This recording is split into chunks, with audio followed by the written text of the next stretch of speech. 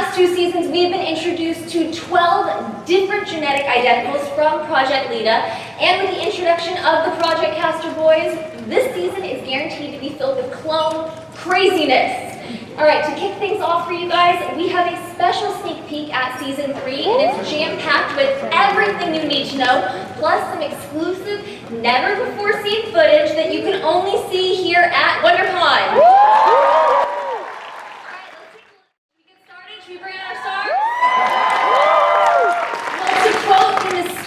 At the end of that sneak peek. Holy doodle, here we go.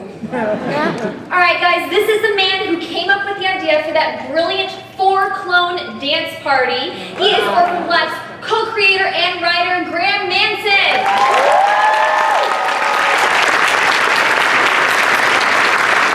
Alright, don't you dare piss off this suburbanite, because they will never find your body. Give it up for Christian Brune.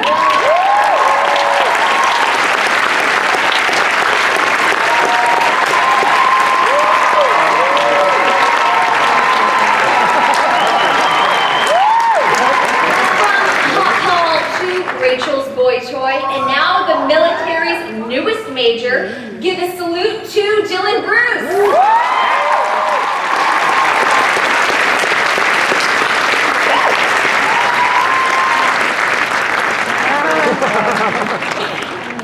Without a doubt, she has the best hair on TV, and she's the woman we all want to make crazy science with.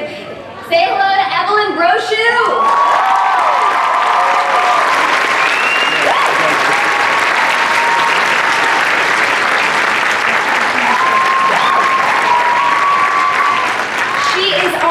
Mysterious mama who's got wicked aim with the shotgun. Say oi oi to Maria Doyle Kennedy.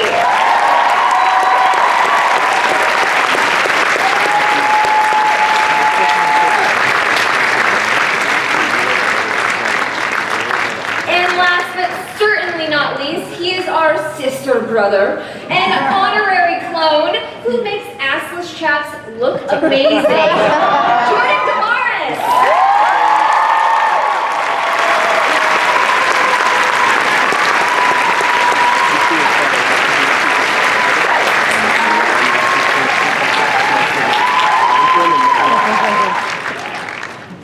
Guys, I am so excited to have you all here today, but of course, we are missing the one woman who could fill 12 more seats on this panel. The amazing Tatiana Maslany couldn't make it today, but it wasn't from lack of trying, and to make it up to you, she went ahead and sent this special message that you can only watch here. Season 3 scoop that I know you're dying to hear. Our fearless leader, Graham, has a few words for you. So we do this quite a bit where we sneak peek you guys just before the premiere of the season.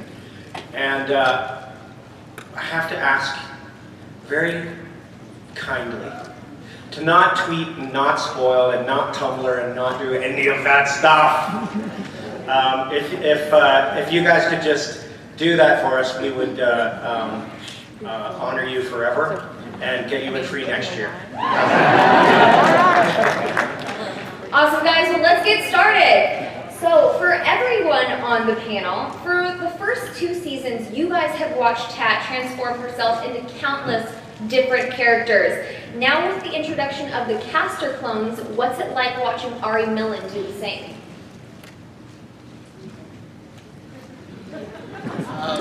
Yeah, I work with the Caster Boys a lot. Ari, you know, Tatiana, she set the bar so high, and you know, it's unfair to Ari to try to live up to the expectations that Tatiana set for him, and he really kicked ass this year, guys. Like, I am so proud of him.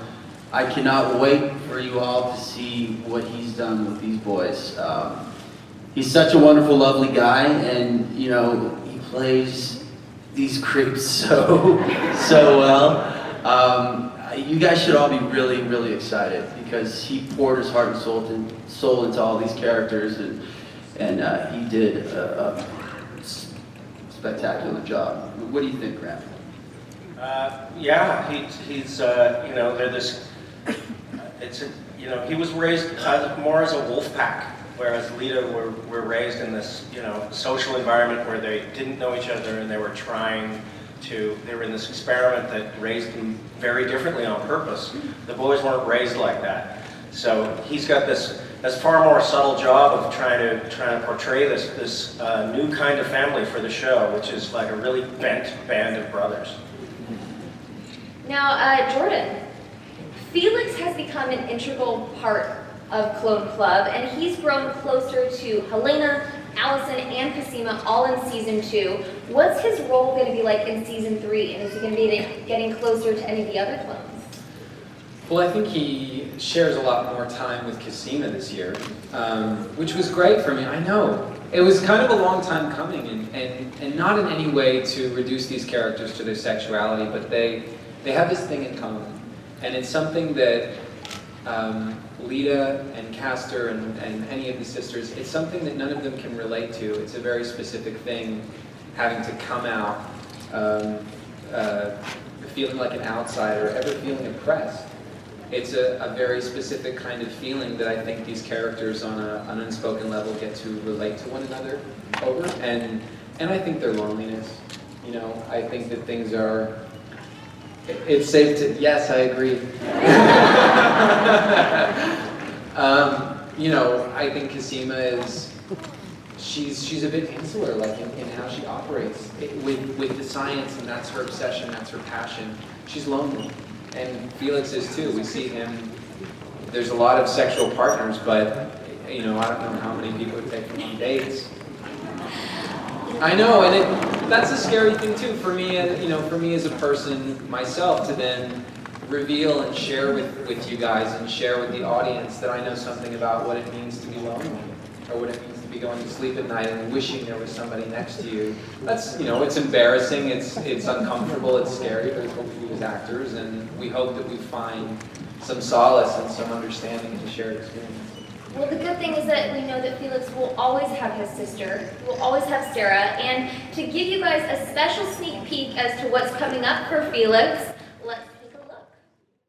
I don't know, and I think he even had a line at some point, there was something like, don't pick up, I won't even bother. So I don't know, it was something along those lines, but that's such a sibling thing too, isn't it? You know, you're telling your sibling, like, don't do that, don't do it, as they inch like closer to the wall socket before they put their finger in.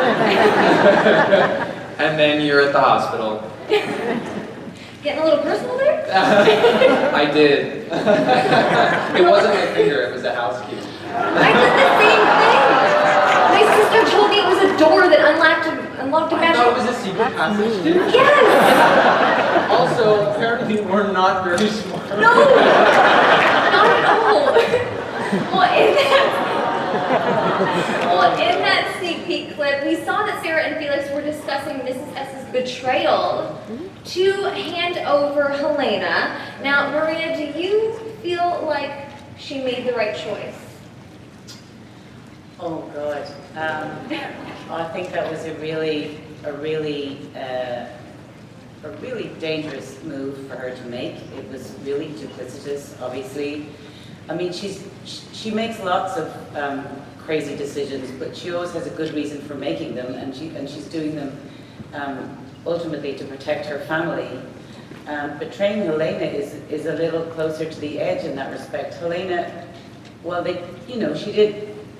we met her as she was trying to kill Sarah, but you know, they did develop a relationship. They understood where they came from. For Mrs. S to make a decision to betray her, even though she's doing it to try and protect Sarah and Kira and find some safety for them, it's a fundamental shift, I think, in terms of where she's prepared to go. It was hard to do, and also in doing it, I knew there would be massive consequences. Obviously, I knew that it would have a huge effect on my relationship with Sarah and within our family generally, that it would be a major rupture. I still felt that I had to do it. Well, we actually have the sneak peek clip where Mrs. S admits her betrayal, and she definitely seems a little guilty in it. Let's take a look. I thought it was a mutual decision that we made there. Now, everyone's past seems to be a bit of a mystery on this series. Graham, which Project Lita clones will we be getting to know more this year? Which Project Lita? Oh yeah. 'Cause I know I'm curious about Beth's past, and I want to know more about Katya. You want to know about Yannicka Zingler? Well, without giving too much away, I know there's tons of people that are intrigued by Beth. And, so am I. And so is John Fawcett, who won't let up about it. This year we do something really interesting to open up Beth's story a crack. And it's definitely in our cards in the future to look deeper into Beth. And Tat, for one, was really excited to step back into those high-heeled shoes that she only wore for like 4 seconds. It's something that we're really excited about, and it's kind of a beautiful thing. I think people are going to get a little verklempt. Now, speaking of beautiful things, 4 of our stars up here, Dylan, Evelyn, Christian, and Jordan, have been romantically linked to one of our clones. Now, I need to know, which clone combination do you guys feel like has the most chemistry on screen? Okay, you know what? I have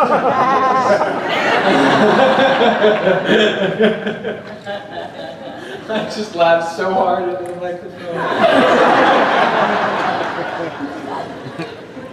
Listen, all I'm gonna say is the last time we saw Donnie, we saw his backside. Because of a little romance, so... Do you know what the thing is too though? It's such different chemistry with each different couple. Like Allison and Donnie are so fun, like they're funny, they're fun, they're funny, they're hilarious to watch.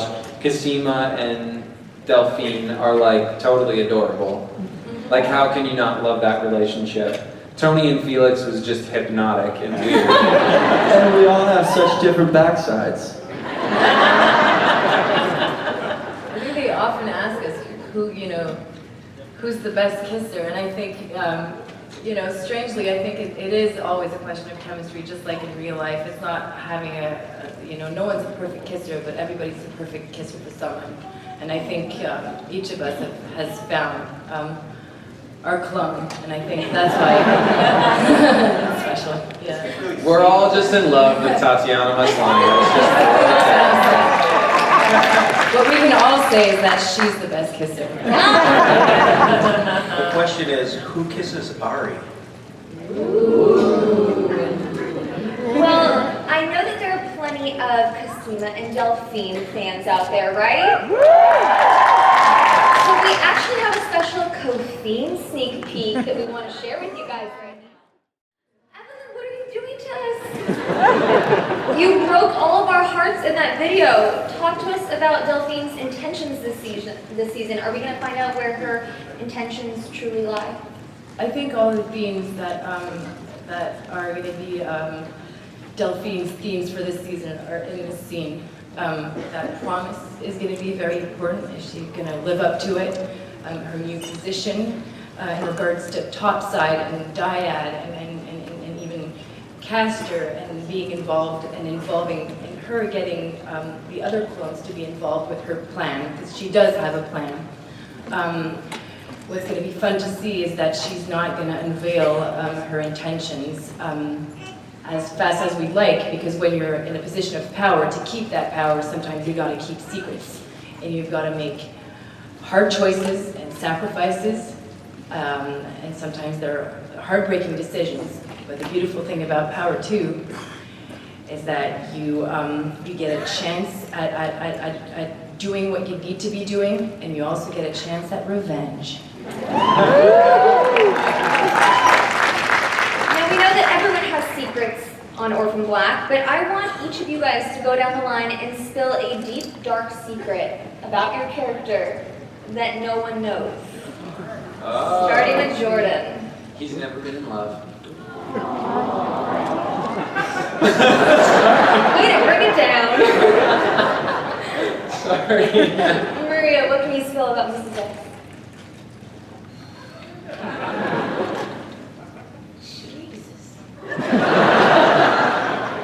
She doesn't really like tea. Not true. And how about Delphine? She's not French. No, I'm kidding. She's I'm Belgian. totally kidding. You know, it's kind of similar to yours, but different. I don't think she wanted to ever be in love. Oh, Yeah. that's good. And how about Paul? The real reason Paul orchestrated the trade for Elena was because he was looking to put another clone notch in his belt. He's got a thing for Shakira lookalikes that could kill you in your sleep. I think with Donald is, nobody knows this, but he hates wearing boxers. Wait, everybody knows that. He's a lot tougher than he looks. Yeah. We actually now have a Twitter question for Dylan. At Project Caster wants to know, you were the only sexy uniform guy, and now we have Ari Miller. Are you worried about that? Hashtag BDP. Wow. Am I worried about that? Oh yeah. Have you seen me with my shirt off? Sorry, I just sounded like the biggest vain idiot. Anybody who has them. Yes, Ari Head is over to very- male celebs. Dylan, don't forget who gave you your nickname. I don't forget that. I never will forget. She actually came up with the BDP acronym. So No! everyone- I came up with Hot Paul. Oh, Hot Paul, sorry. That was great with the Not BDP. She came up with the Hot Paul, so thanks for that, Leanne. I You're really appreciate so that. welcome. Thank you. Thank you.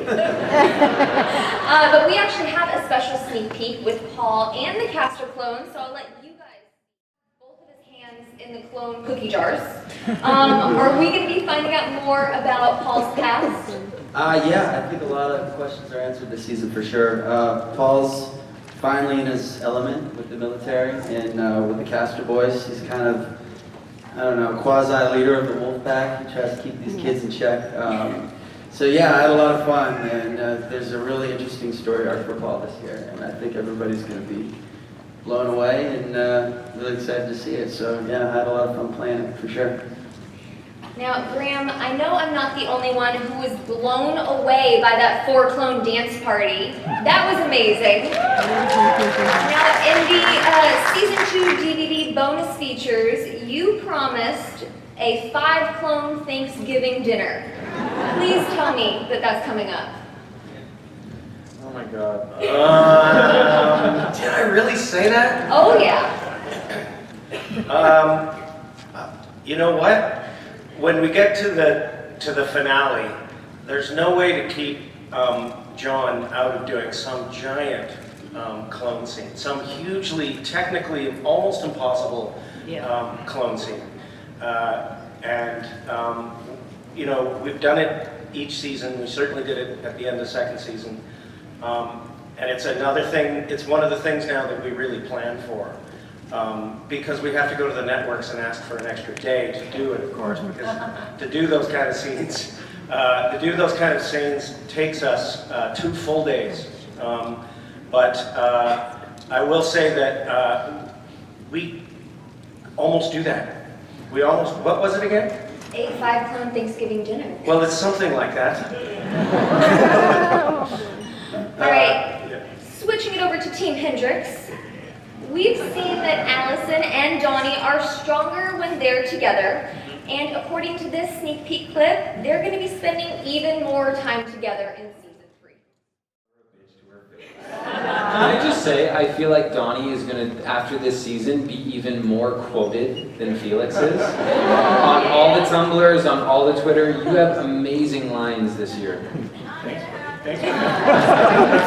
And, well, the delivery is there. I mean, both of you. Not to, it's 50, it's great. Jordan ad-libs most of his great lines. Now, Christian, Donnie and Allison have always been the comic relief of Orphan Black. Can we expect more of the same in season 3, or are they gonna bury someone else in the garage? Well, the fun thing about playing Donnie is, yeah, there is a lot of comedic relief between Donnie and Allison, but every once in a while I like to throw some drama in there, and they certainly don't disappoint with that this season. But now that Donnie and Allison are working together and their team Hendrix is a real force to be reckoned with, Donnie is spending a lot of time at home now that he's jobless, and they've got to find a way to make a living. So, yeah, Team Hendrix is going to tear up the suburbs. All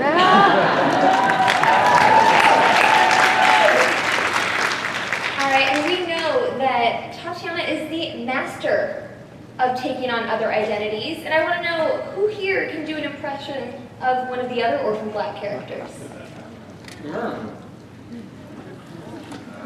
I could totally do it. He's like,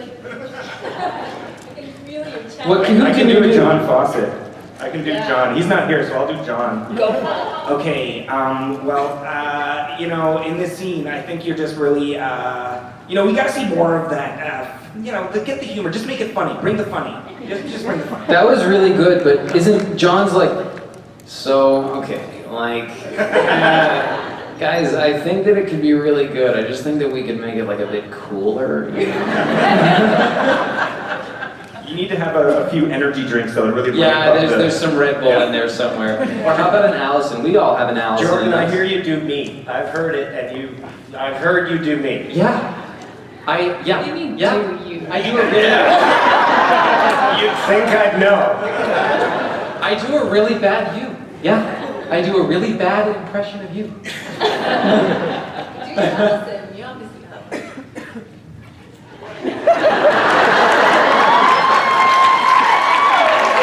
it.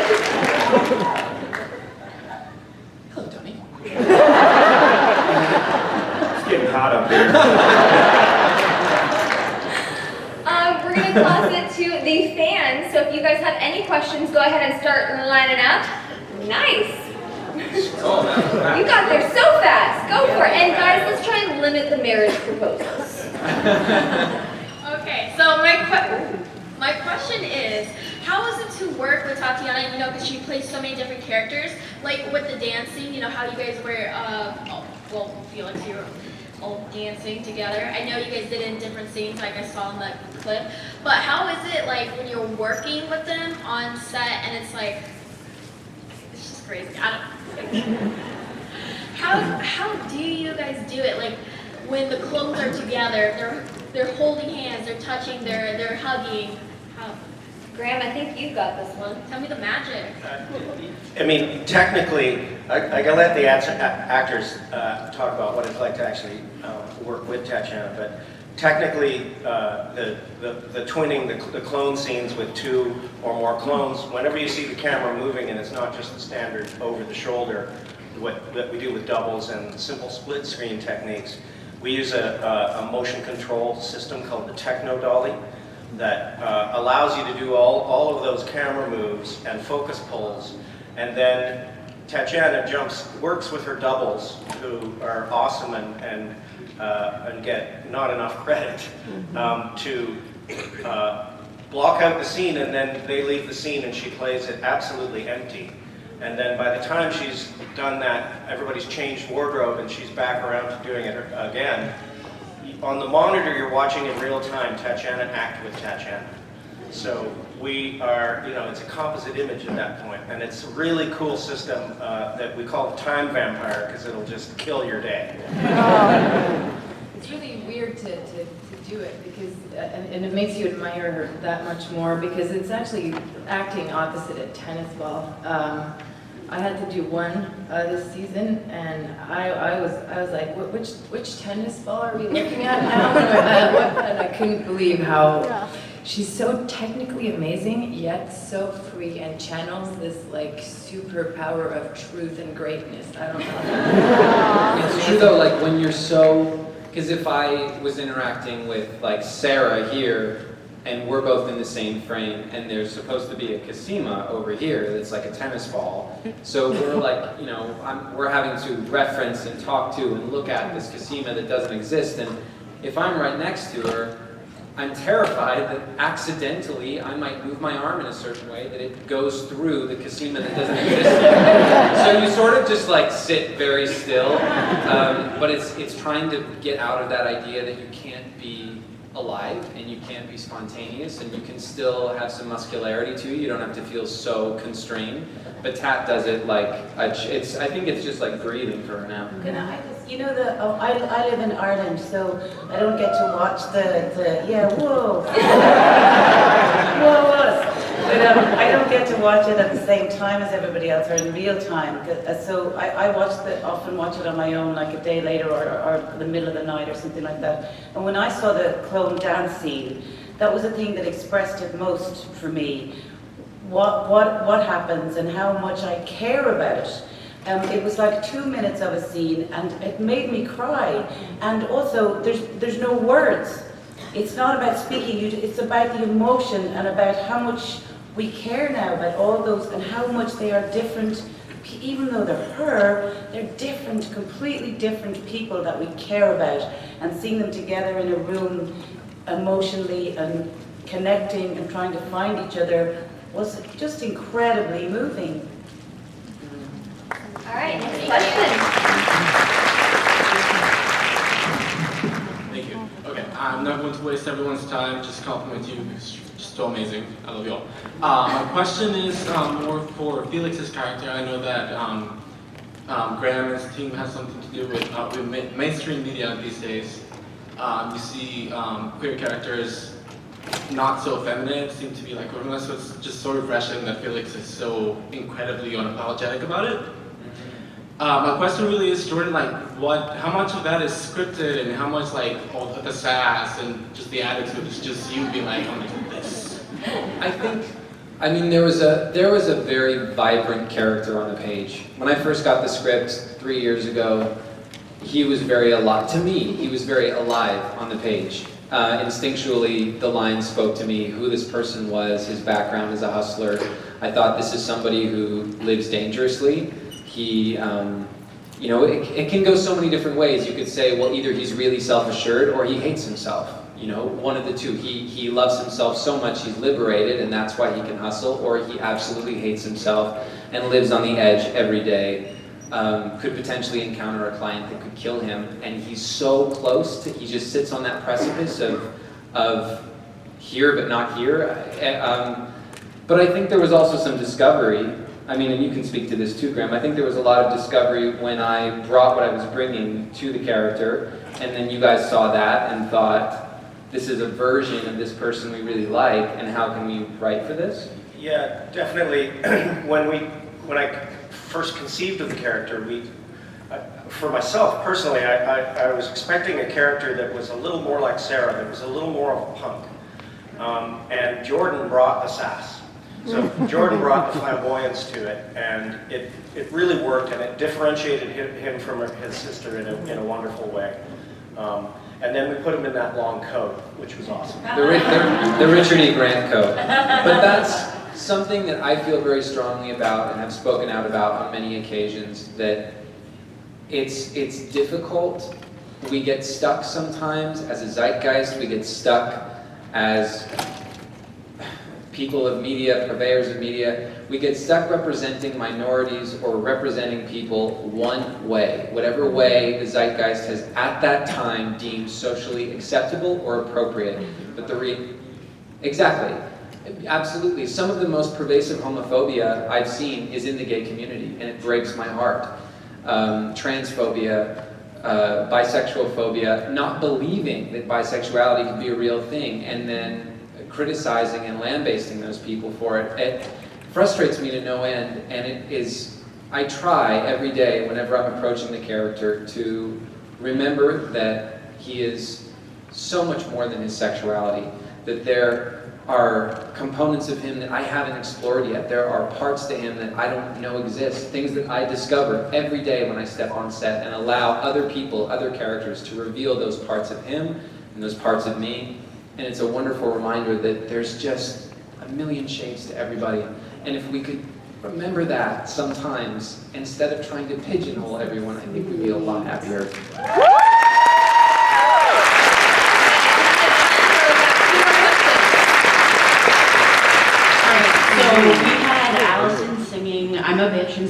1, and we had Helena singing Sugar Sugar in season 2. So is there going to be any more singing by any cast members this season? Yeah, well, I won't answer that directly, but I will say you may not all know that Maria Doyle Kennedy has several albums, many records, and is a wonderful, wonderful musician of her own right. Let's just leave it at that. And last question. It's the last one, because we've got another special sneak peek. Hey, so the posters this season have the tagline, "I am not your property, experiment, etc." for the Lita clones. I'm wondering how you would complete that line for your characters.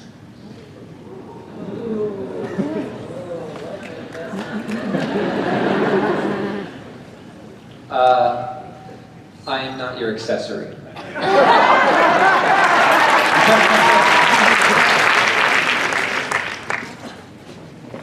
Throw it out. I am not your piece of man meat.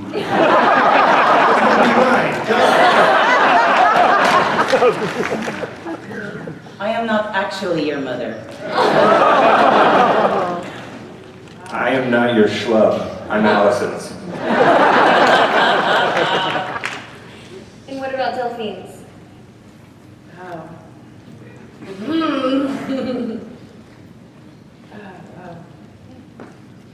What about? Yeah. That's a good one. How do I phrase it though?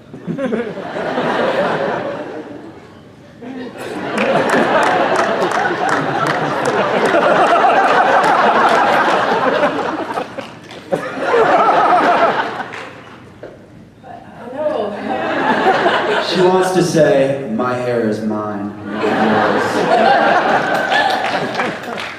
All right, guys, now before we close it up, we have one Twitter question, and at Marissa Claire 11 wants to know, can y'all describe season 3 of Orphan Black with a facial expression? So we're gonna pan down, starting with Jordan. All of us at once?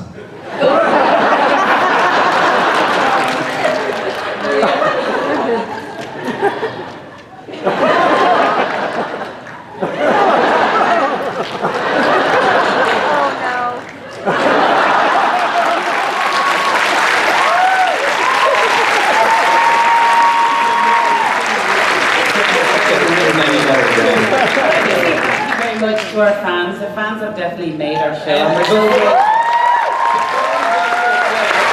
would love to take a photo for you guys because I'm doing a Twitter takeover for Yahoo TV, and I want to get a big photo. we have like a clone Mexican wave or something. I'm gonna do maybe a panorama. Is that a thing? Can we do that on you can do that. I'm so old mentally.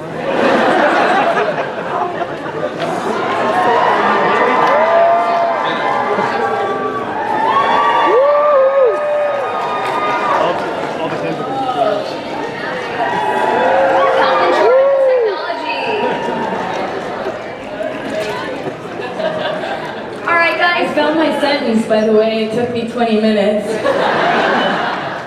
Thank you so much. Next year. Thank you to Graham and all